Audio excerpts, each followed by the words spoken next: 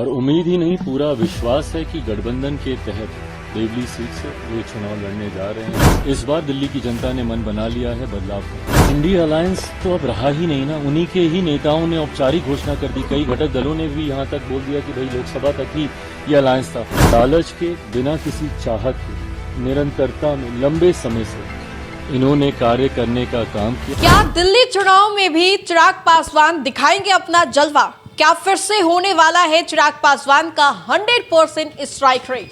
नमस्कार, आप देख रहे हैं देशवा न्यूज। आपके साथ मैं हूं राजनंदिनी। केंद्रीय मंत्री चिराग पासवान की पार्टी लोक जनशक्ति पार्टी रामविलास दिल्ली चुनाव लड़ने वाली है। आपको बता दें तो कल ही आधिकारिक तौर पर ये बता दिया गया था कि दिल्ली में जो 70 सीटें हैं उनमें से 68 सीटों पर बीजेपी चुनाव लड़ेगी। वहीं पर चिराग पासवान की भी पार्टी एक सीट पर लड़ेगी। लेकिन आज जो खबर सामने आ रही है कि चिराग पासवान ने इस सीट से अपने एक साथी जिनका नाम है दीपक तंवर, उन्हें आज से टिकट दिया है। अब दीपक तंवर यहां से चुनाव लड़ेंगे। दीपक तंवर को लेकर के ये बोल रहे हैं कि चिराग पासवान ने अपने इन पर विश्वास जताया है और ये सीट जो चिराग पासवान दीपक तंवर को दे रहे हैं वो सेफ सीट है। इसके अलावा अगर मैं आपको बताएं तो चिराग पासवान बहुत सारे मंचों से ये कह भी चुके हैं कि वो क्वांटिटी से ज्यादा क्वालिटी पर बिलीव करते हैं। भले ही पार्टी उनको कितनी भी सीट दे, लेकिन वो उसी सीट पर चुनाव लड़ेंगे जिस पर चिराग पासवान को पूरे तरीके से यकीन है कि उस सीट पर वो जीत दर्ज करेंगे। इसी तरीके से दिल्ली में उन्हें एक सीट दी गई है जो कि सेफ सीट है और दिल्ली से चिराग पासवान की पार्टी की ओर से दीपक तंवर को उम्मीदवार बनाया गया है। इसके बाद चिराग पासवान प्रेस रिपोर्टर से भी बातें करते हैं और क्या कुछ जानकारी देते हुए नजर आ रहे हैं चिराग पासवान। आप पहले चिराग पासवान को सुनिए। दिल्ली विधानसभा चुनाव में लोक जनशक्ति पार्टी रामविलास एनडीए गठबंधन के तहत हम लोग चुनाव लड़ने जा रहे हैं। कल भारतीय जनता पार्टी की तरफ से औपचारिक ये जानकारी साझा की गई थी कि देवली की सीट लोक जनशक्ति पार्टी रामविलास को दी गई है। मुझे खुशी है इस बात की कि देवली की सीट पर लोक जनशक्ति पार्टी ने एक ऐसे प्रत्याशी को लड़ाने का फैसला किया है जिन्होंने निरंतरता में समाज अपने क्षेत्र के लोगों के बीच बिना किसी लालच के, बिना किसी चाहत के निरंतरता में लंबे समय से इन्होंने कार्य करने का काम किया।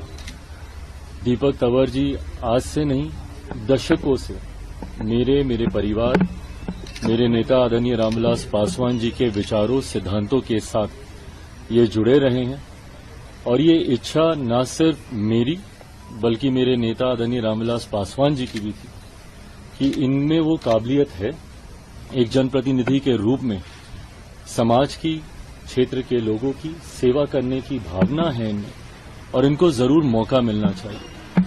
मुझे खुशी है कि आज लंबे समय के बाद इनको वो मौका मिला और उम्मीद ही नहीं पूरा विश्वास है कि गठबंधन के तहत देवली सीट से जो ये चुनाव लड़ने जा रहे हैं इनकी जीत तो सुनिश्चित है ही, बल्कि मैं मानता हूं कि एक बड़े मार्जिन से ये वहां से जीतेंगे। गठबंधन में तमाम साथियों का स्नेह, प्यार, आशीर्वाद इनको प्राप्त है और लोक जनशक्ति पार्टी रामविलास का हर नेता, हर कार्यकर्ता पूरी मेहनत के साथ न सिर्फ इस बात को सुनिश्चित करेगा कि दीपक जी की जीत वहां से हो, बल्कि एनडीए की हर एक प्रत्याशी की जीत। मैं ये मानता हूं कि जिस तरीके से मौजूदा सरकार के खिलाफ लोगों में आक्रोश है, पूर्व मुख्यमंत्री केजरीवाल जी की नीतियों से, उनके झूठे वादों से जिस तरीके से दिल्ली की जनता लगभग पिछले एक दशक से परेशान है, इस बार दिल्ली की जनता ने मन बना लिया है बदलाव का।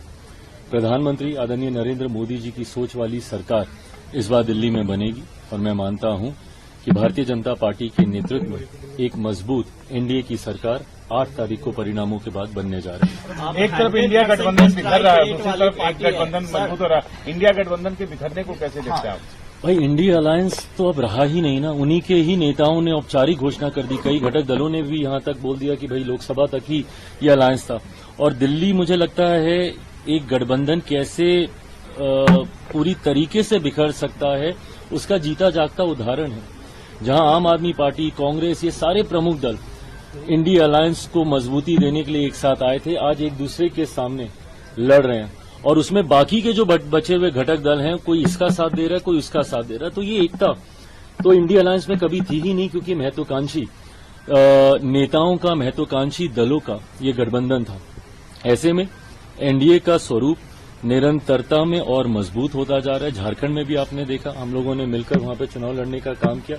दिल्ली में भी जनता दल यूनाइटेड हो, भारतीय जनता पार्टी हो, लोक जनशक्ति पार्टी रामविलास हो, मिलकर हम लोग चुनाव लड़ रहे हैं। और मैं मानता हूं कि जिस तरीके से हरियाणा के परिणाम रहे, महाराष्ट्र के परिणाम रहे, उसी तरीके से एक लैंडस्लाइड विक्ट्री की ओर एनडीए और भारतीय जनता पार्टी बढ़ रही है। तो आपने सुना चिराग पासवान ने दिल्ली चुनाव को लेकर के क्या कुछ कहा। साथ ही साथ आपको बता दें तो दिल्ली में चुनाव इस बार बेहद दिलचस्प होने वाला है, क्योंकि 13 सालों से अरविंद केजरीवाल दिल्ली के सीएम की कुर्सी पर विराजमान है।